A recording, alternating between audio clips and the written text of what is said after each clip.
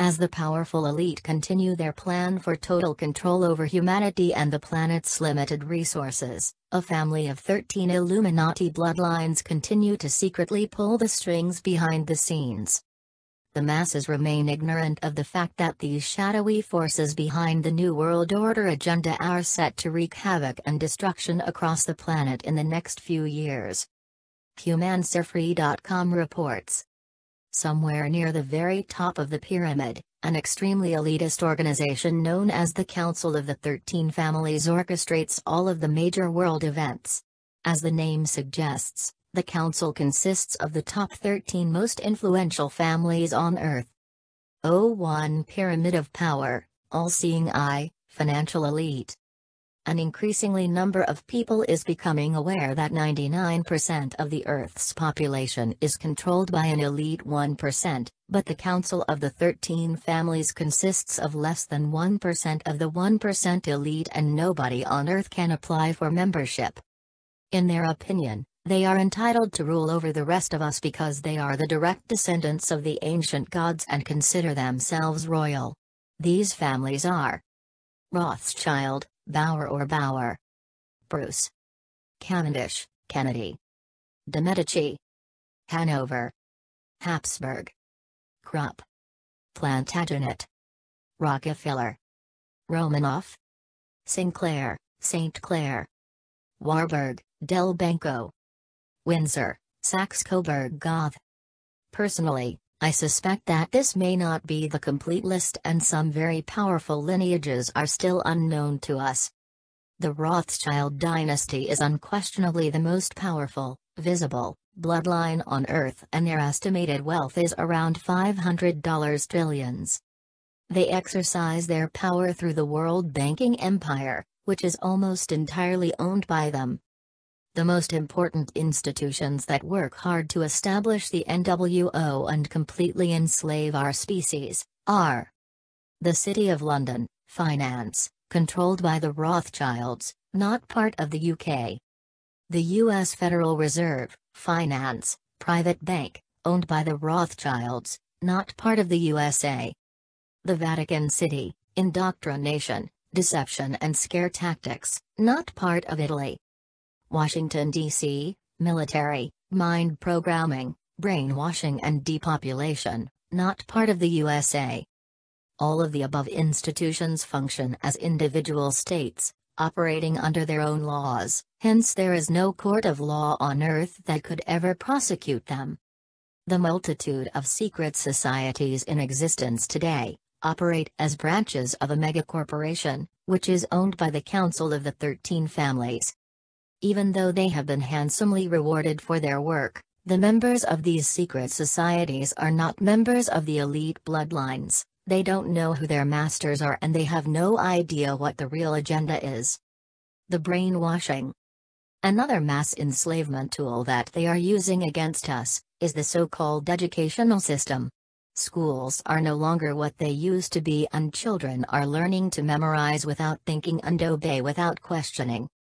In fact, this established educational system is extremely expensive to keep operational and obsolete in the age of the Internet. Why obsolete? You may ask. Because the Internet gives us free access to almost infinite amounts of information. So why are we still paying huge amounts of money for governmental education? Because the world's elite require that our children learn conformity and inside-the-box thinking. What can we do about it? Mankind's faith is hanging in the balance right now, as the control of the NWO octopus spreads. On the one hand, we are very close to our complete enslavement, while on the other hand, we could easily crumble to the ground their pyramid of power, by simply uniting against their deception in a peaceful revolution of minds, hearts and souls. I've asked myself for years, what is their greatest weapon of enslavement? Is it poor education combined with constant indoctrination? Is it the fear generated by religion? Is it the fear of being punished, jailed or killed, by the system, or is it the invisible enslavement of the monetary system? In my opinion, all of the above combined had a huge impact on our society and the way we think, but their biggest weapon is hands down the financial system. Currency slaves. The financial system has stealthily enslaved our species, and now we are being used as currency slaves. We work from 9 to 5 every day, in boring and depressing environments, not stimulated by anything creative or constructive.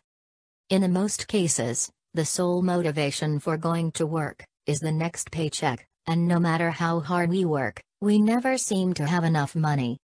Have you ever wondered why megacorporations, reaping billions/year in profits, pay dozens of millions to their CEOs and as close as possible to the minimum wage to the rest of the employees?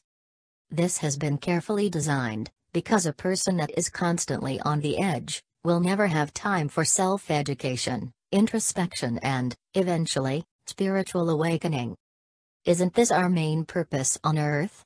To become spiritual beings, and by spiritual, I obviously don't mean religious, and complete the incarnation cycle? They don't need educated people, who are capable of critical thinking and have spiritual goals. No, this kind of people are dangerous to the establishment. They want obedient robots, just intelligent enough to operate the machines and keep the system running, but stupid enough never to ask questions. Money is the eye of the devil. All of the world's biggest problems have their roots deeply embedded in the financial plague. Wars are profitable, diseases are profitable, Earth's plundering is profitable, human slavery and inhumane working conditions are profitable. Our leaders have been corrupted by money, and mankind's collective mission on Earth has been hijacked by money. So why do we need the financial system, in the first place? Actually, we don't need it, at least, not anymore. The planet doesn't charge us a cent for using its natural resources, and we have the technology to extract them without physically working a day. The solution? More to the point, there are brilliant minds out there discussing the concept of a resource-based economy for decades. One example is Mr. Jacques Fresco, a brilliant industrial designer and social engineer, who spent most of his life designing the future. Venus City. The cities proposed by Mr. Jacques Fresco will be built by autonomous construction robots and will be eco-friendly and self-sustainable, earthquake and fireproof. Other people are already discussing the transition plan towards the economy of the future, where money are no longer required and all individuals will be offered the best conditions to reach their highest potentials, all for the benefit of our species, as a whole. So, my question is, are we ready to embrace the future and escape the control of the elite in a world without money, or are we going to allow the New World Order to happen?